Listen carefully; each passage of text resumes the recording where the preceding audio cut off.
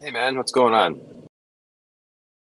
Lately I'm just watching this show called The Wire, season 4 at the moment. I don't know if maybe you heard of that show before. It's from quite a No. while, maybe like 10 years ago is when the first season came out, or more than that. Yeah, no idea.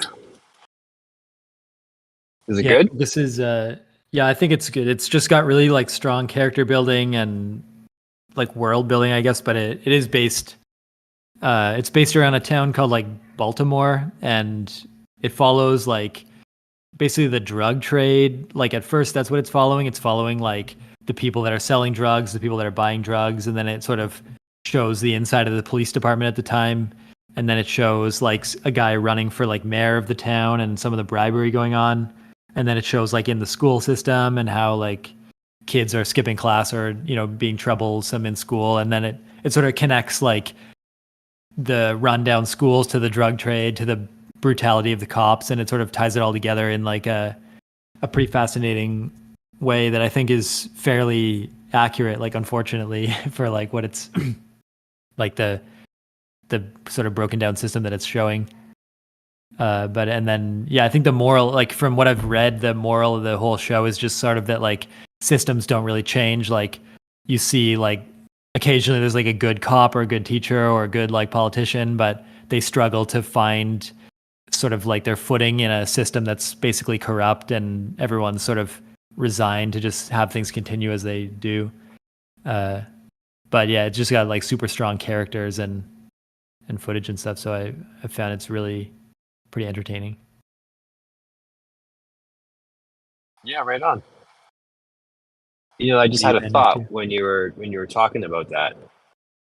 So it's like the olds are stuck in their ways and they're okay with the system being dysfunctional, but the younger generation, if they care about the system and they're in the job, like they're full of piss and vinegar and they want to change things to make things better. So like old folks get tired and complacent, and the young ones, they want to see things get better. Yeah, I kind of realize that now. I never did yeah, and before. even if yeah, like I mean, the young ones will just get influenced if they don't know any better, but they're definitely like that's the chance to set like a new standard. Like if you can connect with people when they're young and like modify how they're growing up, then they can have a different worldview. Like if they're not tainted by like the older generation influencing them too much or something. Yeah. I guess it's But all like, yeah. It's like think for yourself, and like if you teach them, especially to like think for themselves and challenge the norms, then they can do really whatever. They can try out totally different stuff. okay, so besides the show, what else is going on? I'm doing some programming lately. I like terminals or command lines in the computer. How you sort of enter text into what's called like a prompt, like you're just entering text commands one at a time. And it's Yep. like before, and this is like how computers entirely worked, like before the graphical user interface and before like icons and mouses. All you did was type characters into like a prompt and then hit enter, and it would run whatever command. And I'm working on like replicating, like I'm making like a website where you just visit the website and you're presented with like what looks like a terminal or a command line interface. And then there's a lot of like standard commands for Linux. Like you can show the files in a directory and you can change directories and you could like read and write like a file. And there's actually like editors, like there's an editor called Vim where you can like edit a text file by opening it into the terminal. And there's a bunch of like keyboard commands that will let you like edit the text file and then save it again. And so I'm trying to replicate like a very minimal version of all of that just in like a website. So you'll actually have like a fake like file system, and you can navigate like the file system, change directories, you can make new files. Uh, and yeah, I'm just kind of like piecing all that together, but I'm making it almost like completely from scratch. Where like when I started, all I had the ability to do was like print characters to like a white rectangle. Like there's a big white rectangle called like the canvas, and I could like have a character be rendered at any like XY position. And so I started by like figuring out, like I chose like a font and a size, and I figured out the box that would like fit around each character, and then I created like a grid of characters, and so then I then restricted myself to like only printing characters like in this like set grid so that they would all line up like properly and look like regular text like on lines. And then I wrote something that allowed me to like, type like a line of text and hit enter and have that line, have the sort of the prompt go to the next line. And I have some commands implemented like with my fake file system. If I say like list the files in this directory, then and I hit enter, it'll print like, each on each line, like a file name, and then it'll once again return and give you another prompt where you can enter another command.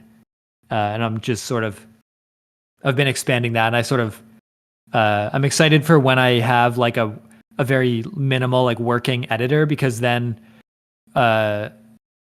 like anything is really possible. Like if somebody can visit this website, the terminal shows up, they start creating files, like writing code into files and running them, then they have this whole like fake virtual environment where they could do anything, because they have the ability to like execute code and work with files and stuff.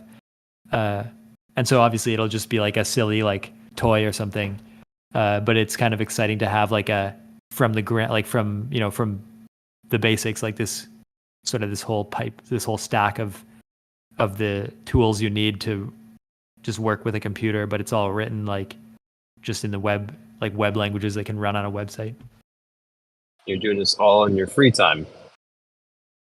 Yeah, I just started a couple weeks ago, and fucking hardcore, man. You can't get enough at work. You got to do it at home too. Yeah, sometimes I haven't been doing many projects lately in my spare time, and I have a lot of like passive skills. Like I've done different side projects at different times, and so right now I just happen to be like, I think, in the right mindset to accomplish something like this like kind of easily. And it's not, I guess most of it is like trying to find a way to do it all where I don't have to solve any challenging problems, and I just have to do like simple stuff. And that's what I like, is when like the stuff that I'm doing is not like complex or challenging, but once it's done, it allows like this pretty cool like illusion to sort of take place. And so that's pretty fun to see, like when you sort of do the minimal amount of work for the maximal impressiveness like of the final result. So yeah, that's been kind of cool. All right. Well, I'd have to see it, because I admit that I am slightly getting a little bit glazed over trying to figure out. Yeah, there's a lot of that's the challenging part. Like that's what's fun for me, is like as I build this, like I start realizing, if you can't even take like my goal is, I just want to be able to type text into this thing and have it behave like a regular, like any application that you can type text into. I want like lines of text and be able to like move the cursor around and insert characters by typing more and like make a new line. And if you can't even take that for granted, it's quite interesting where you just like like typing, like moving to the middle of a sentence and hitting the enter key, you have to like erase all the characters and then like move them to the next line. But there's no such thing as like another line. You just have to, like, you've chosen like the height of a line of text. So you just have to like jump down like vertically, like a certain amount of space, and then start printing the characters again. And then if they just, if they line up correctly, then the illusion is complete. Like the person using it believes that like they're manipulating text on the screen, but actually like, there's all this code that's just like placing characters at certain locations. And it's very interesting then to go like to go use like a real text editor like Word or like Google Docs or whatever, and how like it feels really like those characters are very tangible, and like like everything is working. Like you can highlight text and copy it and paste it, and like everything feels like the text is really there, but on some level it's just like something is just like choosing which pixels to color certain colors, and the characters, there's no, like, the characters are not really there, but it's such a strong illusion that it's so interesting that like we really think of computers as like text editors or something, but that is like an illusion that's, you know, baked into like sort of written onto the computer, and really it's just like really there's no screen at all, and you're just like sending signals to the computer, and then it's pretending there's like characters. But it's fun to like try to write something that gets me into that mode of like really reflecting on like, you know, what does it mean that text is on screen and that I can like select it? Like how does the computer even know like where the characters are and where the highlight should go when I like mouse over text or whatever?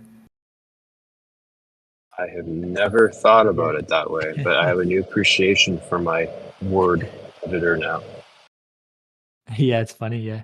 Yeah. I remember someone saying like when the first computers came out, they didn't like, there was no text editors. And when you got your computer, it was very like, it was just entering text and hitting enter, and it's very limited. But you did have the ability to program the computer.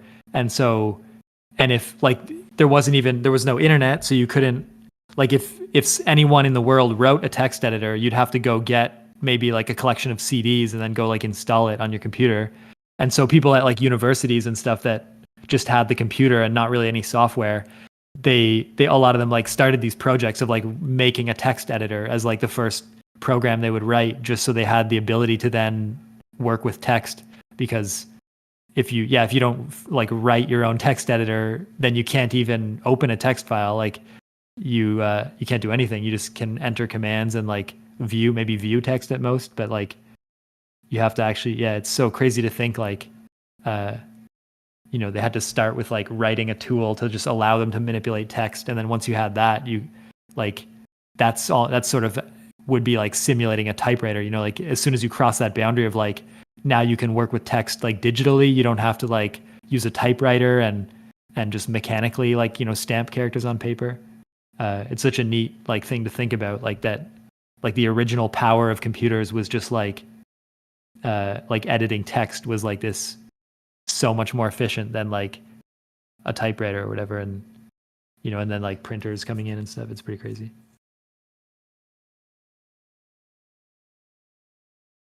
Again, having a new appreciation for stuff. That is wild, man. Yeah, it's fun. It's funny because like we grew up with this stuff, and so it's just been around, and we just, of course, we take it for granted because if we don't like really dig into it, and it's kind of hard to dig into it. It's hard to get into the, you know, the internals of the computer and figure out like what's going on in there that creates all this stuff. If we don't, you know, if you don't really like get in there somehow or chase that information, then, you know, it is just like we do just like make use of it as a tool, but we never really get exposed to like behind the scenes. And so it's fun to try to like eat away at that and try to get in there somehow. Looking at the basics, yeah. But it's the stuff that we have, the subroutines we have built over all this time is like, it's work that's being built off of the work of others, that's been built off of the work of others. And so eventually we'll get to the point where we won't even care about the beginning. I mean, they might look at it for the sake of education, but like we're going to be so far ahead that it's, here's the roots, but it's already built. Here's all the crazy shit we can do with AI. Like I see, like when we got our degree, I joke and I say it was already obsolete because things are moving so fast. Sure, we get the basics, but I mean, keeping up with the pace, nah, man. Like things are happening too fast. Yeah. One person can't keep up with it all. Yeah, the basics are useful for like a fundamental understanding, but whenever people start like writing code, someone else writes like something else that will help write that code by like abstracting it away, and then you're constantly like finding these new tools that someone has built that will like allow you to like generate the code like, you know, that you were writing before, just not with AI, but just like with some kind of rules, like some kind of easier way to, you know, like some higher level language where you can just describe like a configuration file, and then that does all the work of many more things that formerly you might have been like you may have been like spinning up servers and like having them talk to each other, but now there's like frameworks where you could just write like a single configuration file that just describes how you want all these machines to work, and then some other code will like make that happen like in a data center somewhere. And yeah, it keeps getting replaced by like the previous level gets like abstracted away by this new tool where you can just do like you can just like even in a graphical interface, like you can just like describe what you want to happen, and then somewhere like libraries of code are like running to like do all the tasks necessary to like make the thing that you want like happen. But that means you don't have to write the lower level stuff anymore. Yeah, it's a weird process. Yeah. I like going back to the basics though. Definitely like what's interesting too is like you're talking about this stuff, right? And I'm looking into cryptocurrency, which is like, how are you not into cryptocurrency? I thought you would eat that shit up. Yeah, I did. I got into it at one point. I just held like a small amount of coins just because I liked, like I read the original Bitcoin white paper at some point. Yeah, and I want to do thought that. it was like it's very approachable too. Like the way it's not even technical at all, really, of a paper.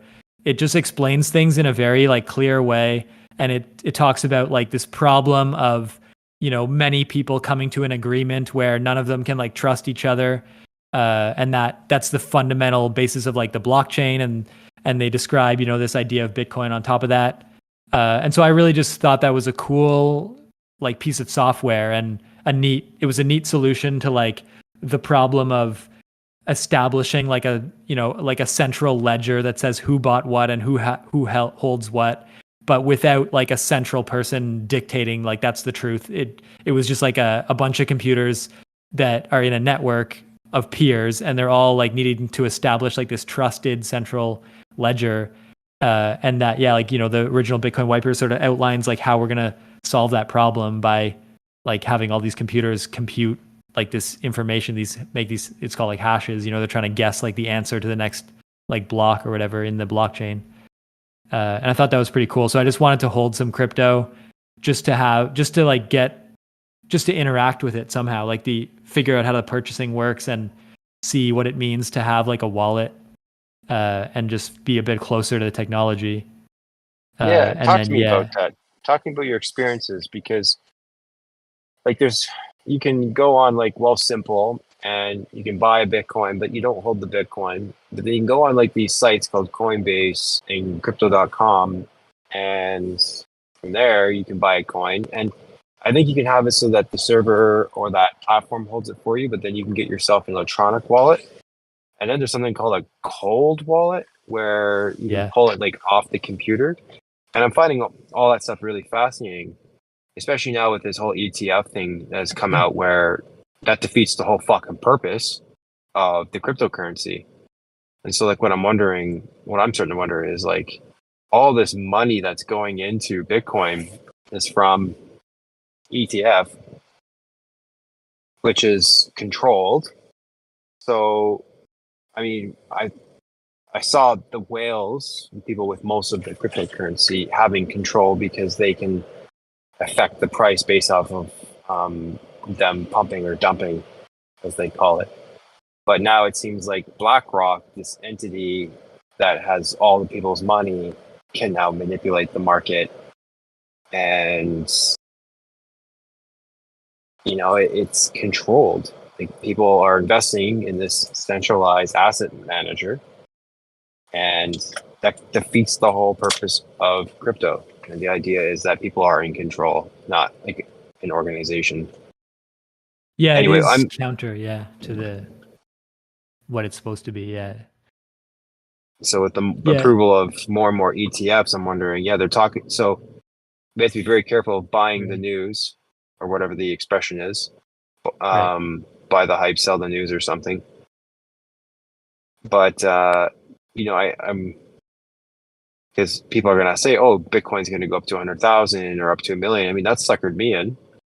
I mean, I went in. I bought some Bitcoin, and then I went and bought some Ethereum because it was still continuing to go up. And then like the rug gets pulled underneath you, and it seems to be like a sort of a cycle.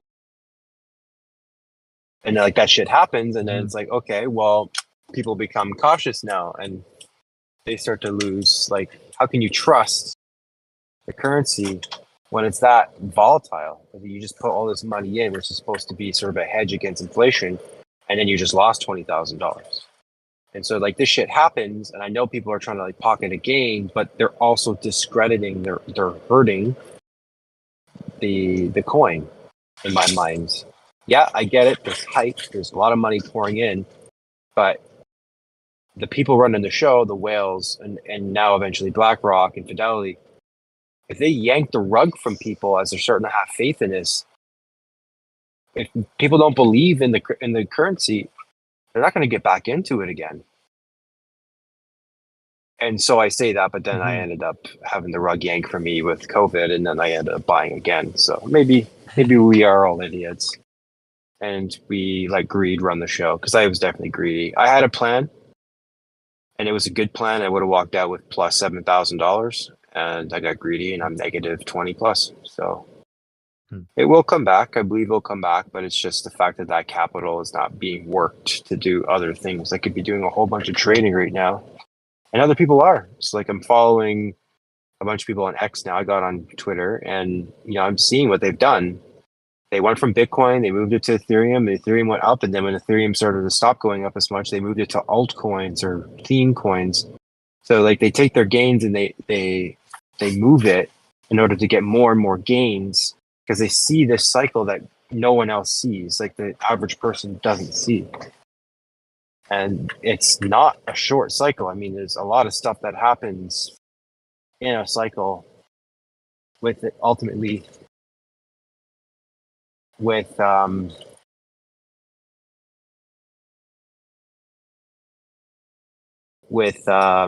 ultimately there being a huge dumping. So like there's a lot of movement that there's an image that I saw, and I don't know if it's true, because this influencer seems to have some pretty bad predictions. I don't know if it's legit or not, but it's not simple. It's not like a simple, like the market's good and the market's not good. And when the market's not good and prices are low, then people have all their capital tied up, and then it's appreciated, and that's when the rich people come in and they buy everything up, and then the market improves, and then people with money now start to have faith in the stock market, put money in as it nears the peak, and then all the rich people pull out near the peak, and then everybody's like fucking left holding the bag with nothing in it. So like that's how I see the stock market normally. But crypto seems to have so many other steps to it that it's like, fuck. It is like the stock market on steroids, man. Anyway, that aside, as I'm continuing to learn about it, I need to read that white paper. It keeps coming up in my readings. It's not too long of a white paper either. Nice. I'm wondering, like, about your experience and like which sites that you've used and had experience with, and like if you know how to read charts and stuff, and you got into that, because I'm more than curious. I'm invested. Like I'm invested against my will at this point. I'm fucking trapped. I'm held hostage. At least mostly what I know is I just know like the technical detail of how like the technology of Bitcoin works, like in like some of the math and some of the programming and like the blockchain. And then like by extension from that, I have like an understanding of like the different types of wallet and what's like this, like I guess like the simplest, or like what is a wallet, and like what, like I sort of know all that stuff. And then I just have sort of like I like sort of have a belief. Oh, wallet. Yeah, this is the interesting thing. I really like thinking about what a wallet is, because like I guess like fundamentally a wallet is just like a really big number, And it's interesting how large these numbers are. Is that like if you look at a wallet, like a crypto wallet, essentially it's a really big number, and the number is called like a private key. Like the number is just like a key, and that key is like proof that you are the owner of the wallet. And so that's the secret part. Like you don't want to give anyone your private key if you actually hold it yourself.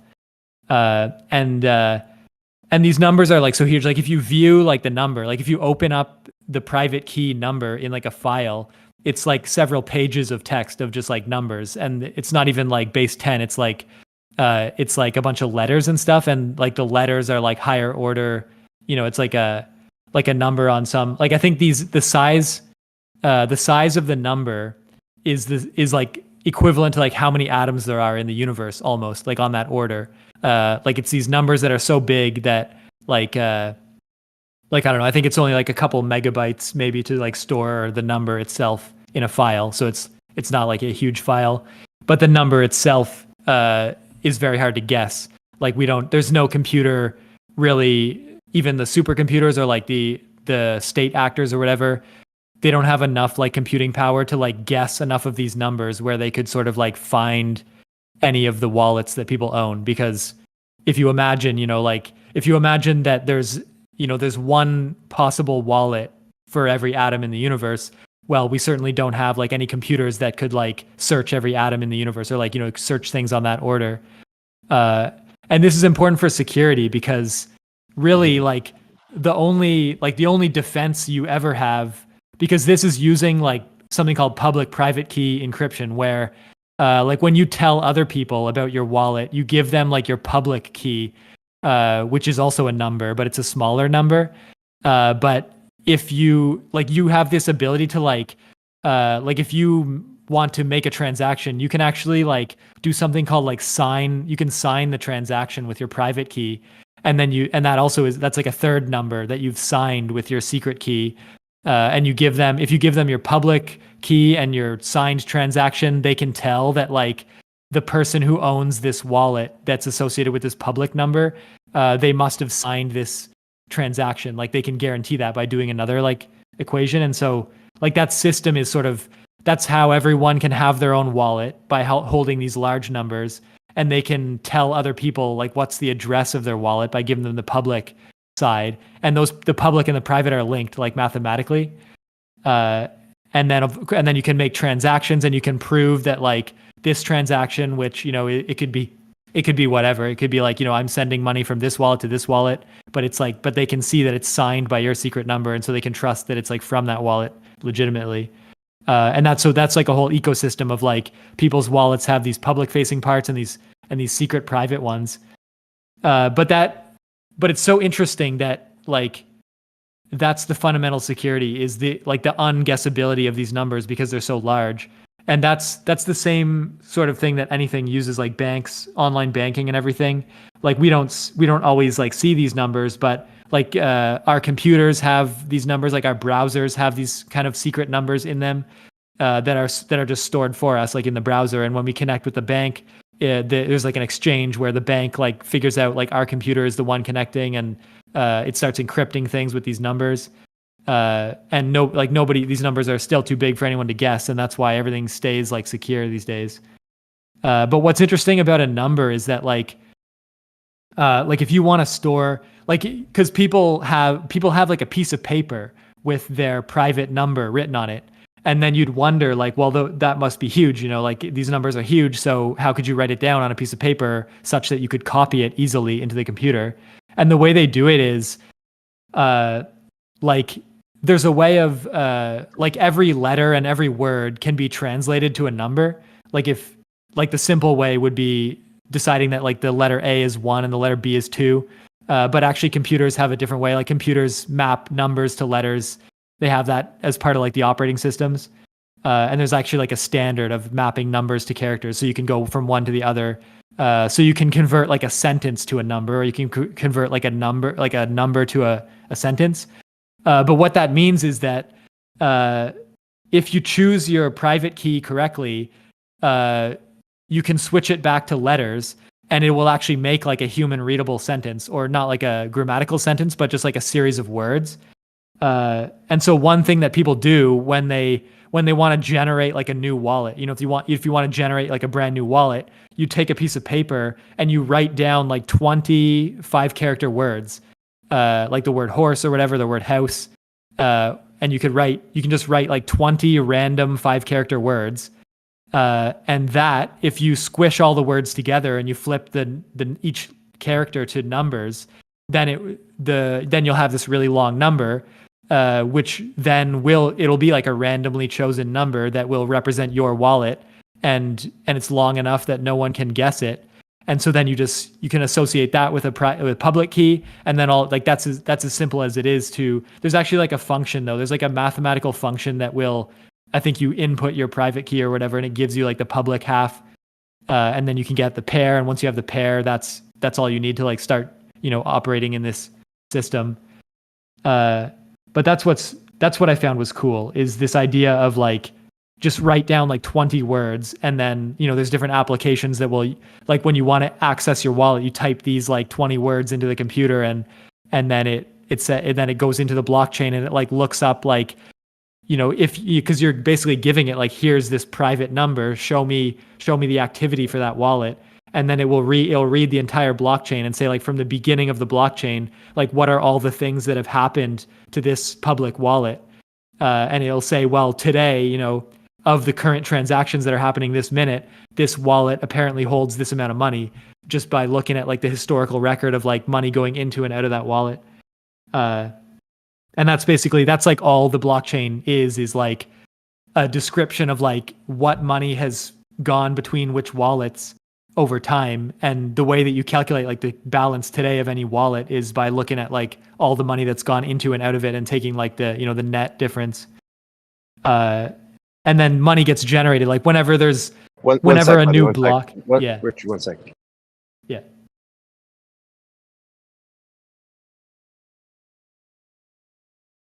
Just doing a quick side thing. I thought I'm just doing a drop off here, so Yeah. No I'll worries. cut you off again when it's time. But I thought they were here. Yeah.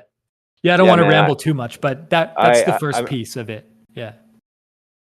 Yeah, I probably retained maybe 10% of that. So we'll have to chat again about it. Yeah, Hey, that's just why real quick, Richard. I like ended up buying cryptocurrency, because like I didn't really understand it either until I went through the literal, like at one point I had like a USB stick that was like, I bought like this, it was sort of like a cold wallet, so it remembers like your private key on the USB stick, and then you plug it into the computer to like enter your private key. One time I actually did have I did like generate like a number on a website, and then that number was like my private key, and I would like copy paste that number from a file on my desktop like into the browser to like access my wallet. And those were some different like rudimentary wallets that I had, and that made it much more tangible. Like when I actually did the process myself, it made sense. Like when I went through the motions, basically. Yeah, Richard, 1 second. Yeah.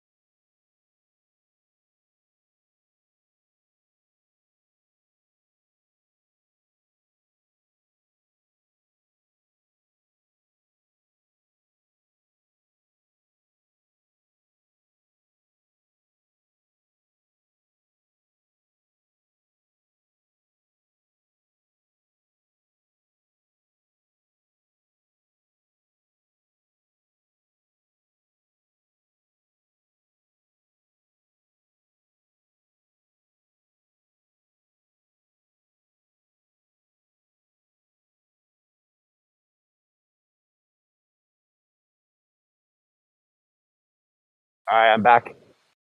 Hey.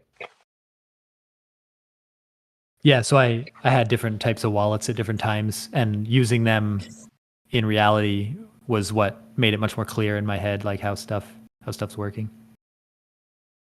But now my wallet is just Coinbase, just a website. So I go like I log into the website, and I have like a small amount of crypto there, and I don't have any access to but if somebody wants to send me crypto, then I can go into Coinbase and I can copy like my public key, and then if I give them my public key, then they can enter that. They can go into their app and they can say like, I want to send money from my account to this public key, and then like 15 minutes later, once the transaction like has been mined, it'll show up in Coinbase that like someone sent me money.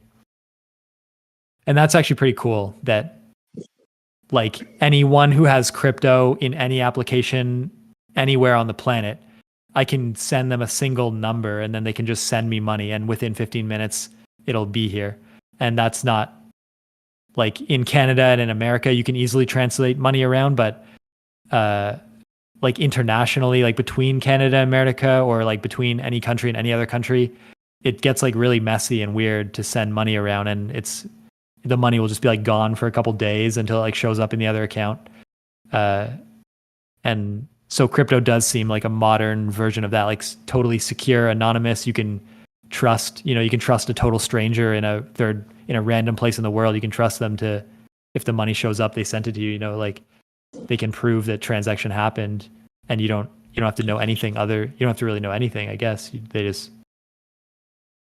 just can watch it like going through the Bitcoin network almost.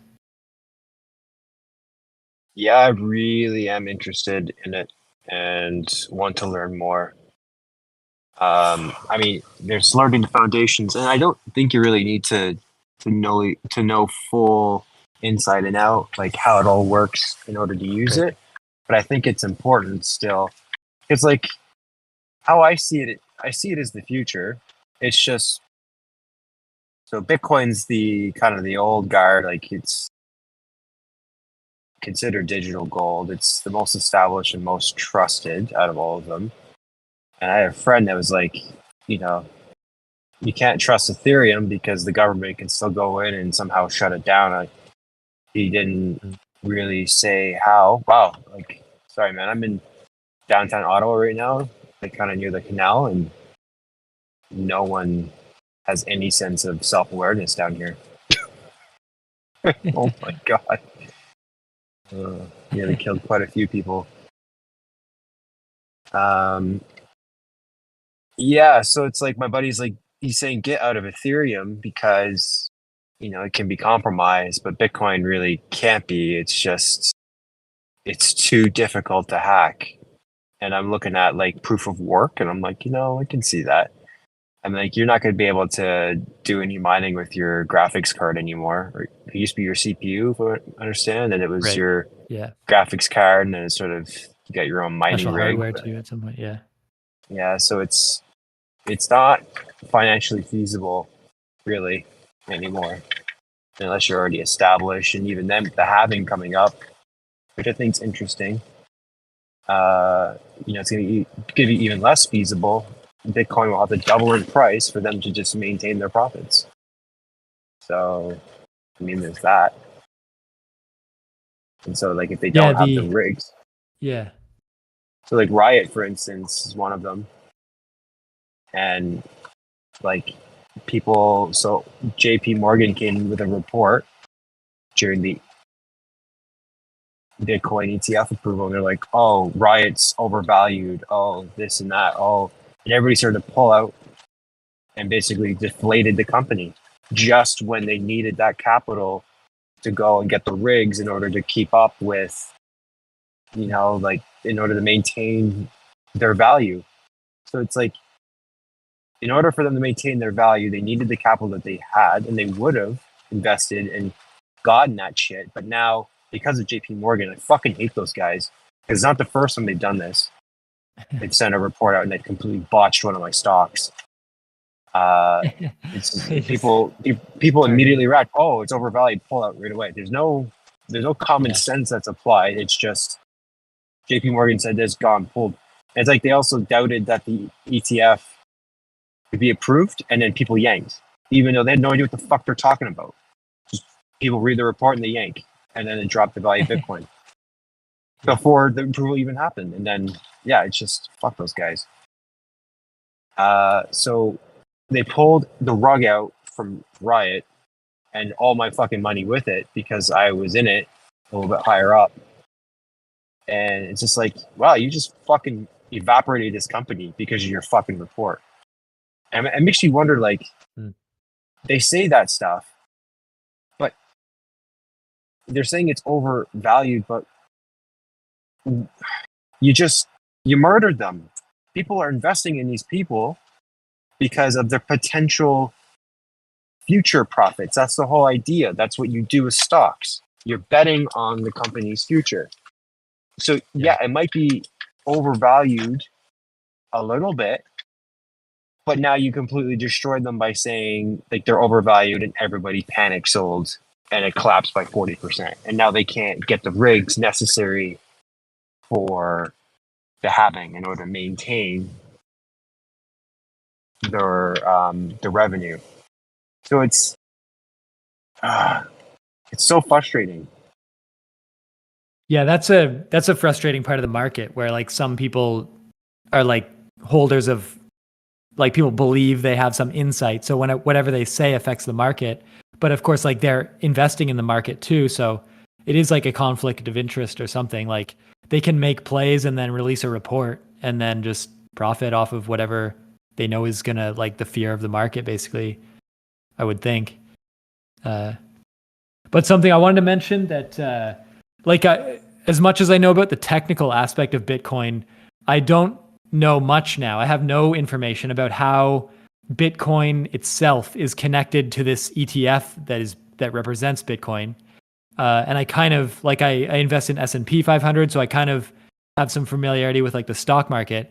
But the connection of the two halves is still a mystery to me. And I was talking about this with my friend, where we sort of, like, the way that it made sense in my head, which I have no idea if this is correct, but it was like BlackRock buys like a pile of Bitcoin, let's say that BlackRock buys like 10 Bitcoin or 100 Bitcoin or whatever, and they just put it in a pile, like they store it in a safe or whatever, in a wallet. And then they sell like shares of that pile, which I would think are stock, like if you buy one stock, you own some percentage of that pile. And then they just, I would assume that they would just then say, like, if Bitcoin goes up in value or down, like the actual coin, that would raise or lower the value of their pile. And then they would say that like your stock raises or lowers by that amount. Because I guess in my mind, it should be that, the stock represents a sliver, like a percentage of that pile of Bitcoin. And theoretically, if you wanted to trade your stock for the actual Bitcoin, that should be possible. And therefore, the stock should always be redeemable for like that amount of Bitcoin.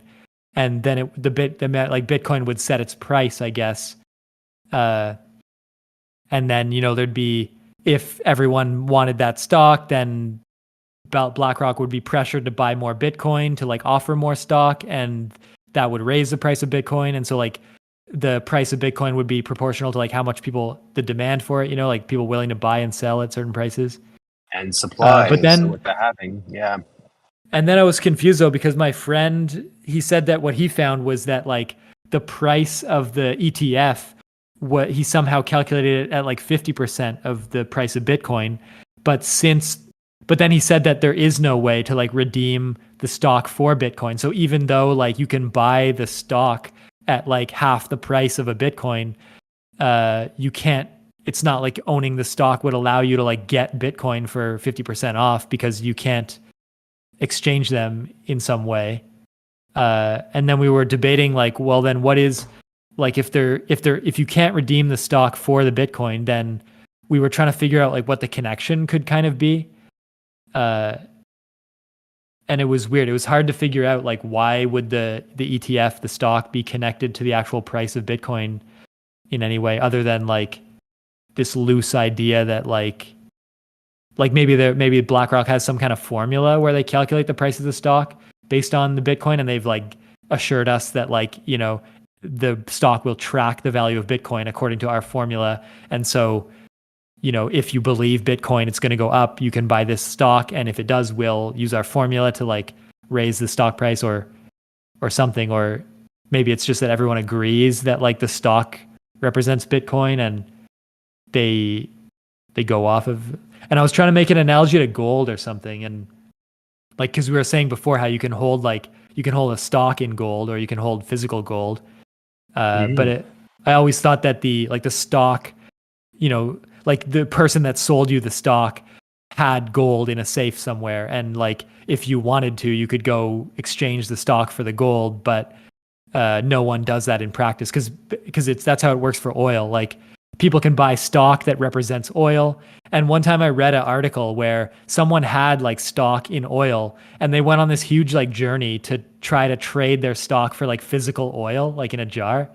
And they actually did in the end. Like someone actually did make that, like they had to go to like a dealer and just visit like a random person, but they eventually did give them like a glass jar of oil, like just for fun basically, and then took their stock and it was like basically a trade just to prove that it was possible. But yeah, all that to say that like nobody actually trades their oil stock for oil ever. Like it's just agreed that nobody does that, but they do agree that it represents the oil, and that's how the price is fixed.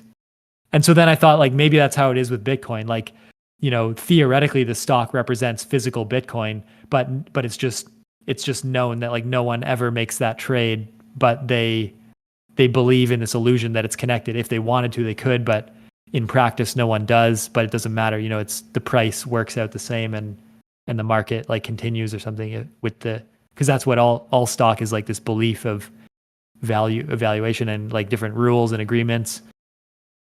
And then it works, but so maybe Bitcoin works in that. I guess, I guess I would have no problem assuming Bitcoin works in that same way.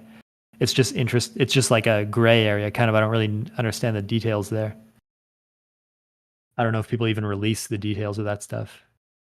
Maybe there's some secret, because I don't even know how the S&P 500 works. Like, because they've made like a stock product, like Vanguard says the S&P tracks like the market, and the market is represented by these top 500 companies. So they must have some formula. They must like look at the price of those companies and use a formula to determine the S&P price. And it's like a fixed formula. I don't know if anybody knows what that formula is or what even the 500 companies are. I think they swap out that list every once in a while. And so, but I don't know if it matters, Yeah. It depends on their market cap. So as soon as they're not the top 500, because then they drop out. Right? Yeah. But yeah, as for like how that happens, don't know. Just know that they do all the hard work, they do the legwork, and it saves us from having to do it. Because we could technically. Well, I guess also that maybe that's what a market maker is that like the guarantee, if I hold like Vanguard S&P stock, I guess the guarantee is that like Vanguard would buy it back from me at a certain price if no one else will, maybe. And so then maybe there's a little bit of Vanguard promises like if there's no other buyers, we'll honor the equation we're using like to convert the stock back to money. And maybe hopefully that would be true with Bitcoin as well. Like if you buy Bitcoin stock from BlackRock, then or whatever it is, BlackRock is one of them, and there's some other Fidelity, Grayscale, I think, even though they're shut up. But I think it's just better in this case to own Bitcoin on its own, because the more it's accepted as a currency, like it's a currency. You don't want to own something that then you have to trade in, depending on how the market is, in order to get access to, fake money, as people are calling it. And what's kind of interesting is like I think that this doesn't happen so much anymore, but if you own, like if you have control over your own private key, like if you hold your own private key and you hold that wallet, then every once in a while when someone wants to make like a new, like this is one way to make a new cryptocurrency, is to clone like the existing Bitcoin network and just rename it. And then you have like a new, like someone made like Bitcoin Gold, and someone actually made something called Bitcoin Gold. And what they did was they just copied like however, it was like maybe 100 gigabytes of blockchain. They just copied that and said, this is a new blockchain. It's called Bitcoin Gold. And every wallet that held Bitcoin in the Bitcoin network now holds that same amount of Bitcoin Gold in our new network. And then you could see like the price of Bitcoin was one thing and the price of Bitcoin Gold was like much lower, but it was another thing. But that meant that like if you want to log into the Bitcoin network, you give it like your private key and you can see how much Bitcoin you have. But then if you said that I want to use that same private key to log into the Bitcoin Gold network, then you log in there and you have like the same number of coins but in Bitcoin Gold, and that's its own market. Like you can trade that for its own thing. And so what was happening for a while was like every once in a while someone would like fork Bitcoin, and then you would just get for free, you would just get like however many Bitcoins you held in your wallet, you would just have that number of coins in this new crypto. And then whatever the price of that was, like several times, like, and it was never that great. It was only like, it was like very low amounts because these coins were like random, and Bitcoin Gold was only like $20 a coin or something. But you could just log in, sell your Bitcoin Gold for money, or sell it back to like Bitcoin. And it was just cool because it was like you would just randomly get like gifted these other coins whenever they got generated. And that was like an advantage to holding your own private key, because if an exchange holds your key, then you don't even know what your key is. So sometimes you would see like the exchange would say, okay, you've been gifted like these other coins, and it would just show up in your exchange account. But they didn't have to do that. Some of them said like, we're just not supporting that coin. And so you would never see that second coin. You wouldn't have the ability to control it or whatever. And that's basically kind of, I think, irrelevant at this point, but sometimes stuff like that happens, I guess. Wow. But that's another weird thing. Yeah, such a weird thing to have happen. Another reason for me to have gotten into Bitcoin 10 years ago. I knew a miner at the very beginning, and he was interested in teaching me it, and I fucking did not do it. I could be a multimillionaire. I could have hundreds of millions of dollars. I would have bought $1,000 worth of Bitcoin. No, I would have bought $100 worth. Knowing me back then. Apparently, $1 can get you 500 in the very beginning. Yeah, it's tough though. That was back when like there definitely you could not use any mainline banks. It was like this underground thing where like you had to almost like personally know someone that you could like buy it from somehow. So there wasn't really a way to get in at that level.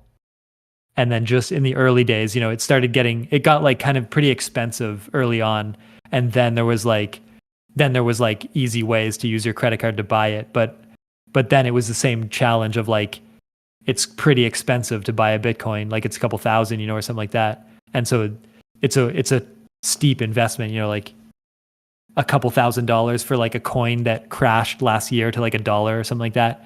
And then it's like, do I really want to buy this thing that used to be $1 for like $1,000? And then, and then the problem is if you buy a Bitcoin for $1,000, whenever it becomes like 6,000, 100% you're going to sell because you're going to make a $5,000 profit, and then you're going to sell again at like 10,000 and 20,000. And no one would, I feel like, have the nerve to like, because knowing that like this is a fake currency and everybody says it's fake and it used to be $1 and it crashes like every year. If somebody's saying you could make like 30,000, you're going to sell out, and then you're just going to have 30,000, and that's a normal amount of money. It would be crazy for someone to like hang on through all of that, like hang on all the way to like some decent amount of money, without just breaking down and like selling out or having it crash and forgetting about it or something. Mm-hmm. And when I think about it, like the knowledge I had back then, I probably would have been emotional as well, because you don't know the future. I don't know what I don't know. Like I might have ended up selling when it went up. I think I would have needed the money. Yeah, I don't know if I would have held on to it. Yeah, I wonder what's going to be like the next Yeah, what are we missing today? Yeah. Oh, it's AI for sure. It's the next step.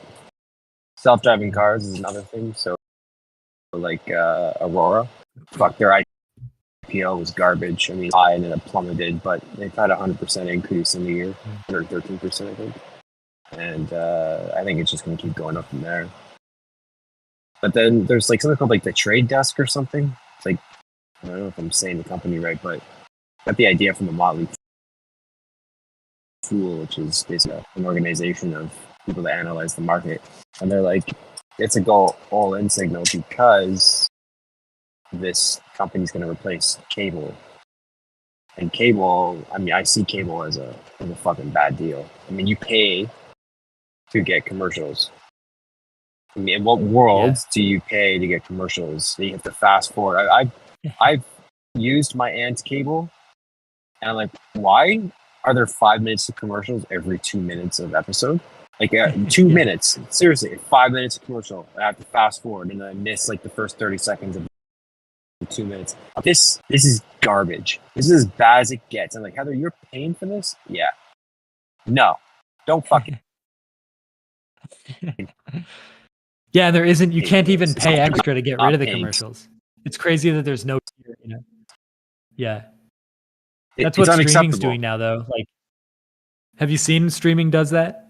Like there's multiple tiers of streaming and Netflix and Apple TV. Like it's like commercials. You got to pay extra to get rid. But yeah, cable's insane because you can't even pay extra to get rid of commercials. You just have them no matter what. So there will be, it's going to be replaced. It has to be replaced.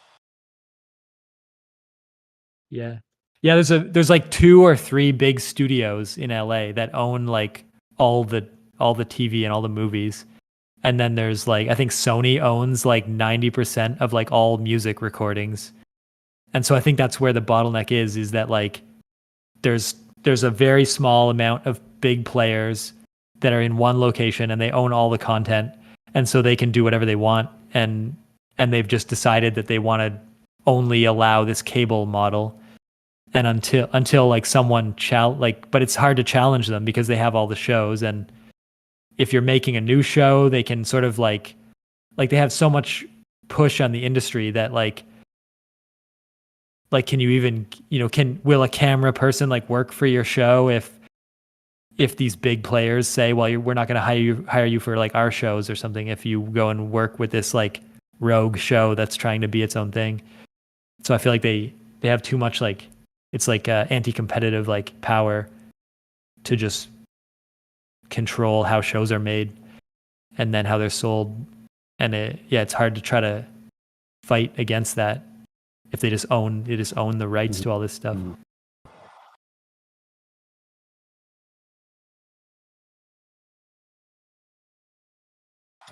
Let's talk about crypto more often, man. I'm really interested in that kind of stuff, and like you really get into it.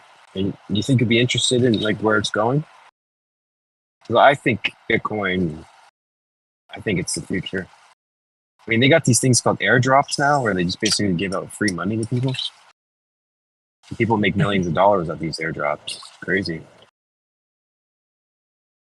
Yeah, for a long time, the only reason I think it would have kept taking off, but the problem was that it was unregulated, so there was a lot of like financial crimes possible.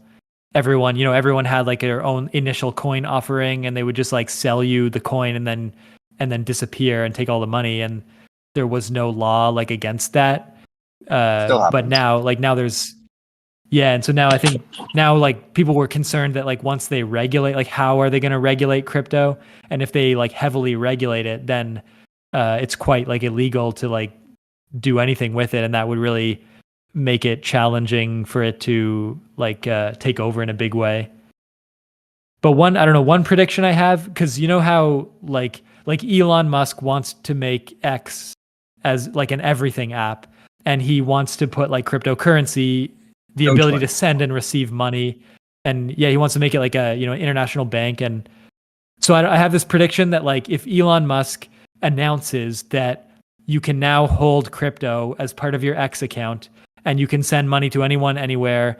And he starts like saying, that like something in connection with his other businesses, if he starts like giving out some kind of money, or he announces like, if you hold money in your X account, I'll give you like this amount of interest, something like that, then all of a sudden he would be poised to like be like the one bank, like the one modern bank that everyone interacts with, and like the one point of sale for like all these internet things. And then everyone would maybe get scared and start competing with that, and that would just launch this whole wave of like, everyone will now let you trade as much crypto as you want and hold crypto. And then once we have that, regular physical money will seem slow and boring, that you can't easily transfer it around, that maybe it costs money, it's slow to transfer around, you can't do special things with it, like it doesn't have these, you can't program regular money in the way that you can like have code handle crypto. Like crypto's like programmable money. And so I feel like that could be like a tipping point, but increasingly though, it looks like X will just like go bankrupt, and that won't really happen in a big way. You think But it'll I go feel bankrupt? like something like that might kick it off. I don't see how it wouldn't. Like from what I hear, like I don't know what's going on with it now. Like advertisers have left, and yeah, I don't know really like where. I mean, I guess they could just like start announcing crypto and issue their own like coin or something like that. So maybe that's what bounces them back, is announcing that you can do something cool with money on X. So by investing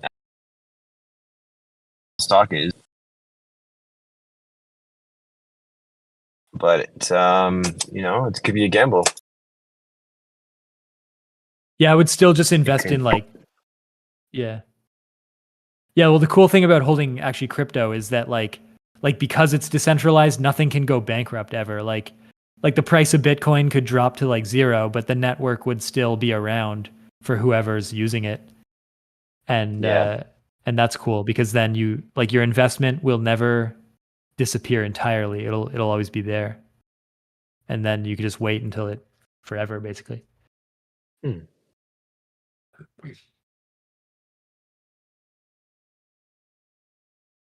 I appreciate the chat, man. Let's talk about this stuff more. I like it. I'm gonna dive into it a bit more. I think this is my new interest now. Yeah, actually, crypto is what got me into regular investing, which was kind of funny. Like I invested in crypto, and I saw like, oh, investments can go up and down, and then I wanted like a safer investment, and so I ended up like figuring out the classic ones, like the S&P 500. And that's where I'm at now, is that crypto is like the risky investment, and S&P 500 is like the safe one, and so I just distribute accordingly. But yeah, it's fun to talk about it. Yeah. All right, man. Well, I appreciate the chat. Let's chat again soon. Yeah. Thanks for your patience with the juggling around and stuff. Yeah, no worries. All right, bye, buddy.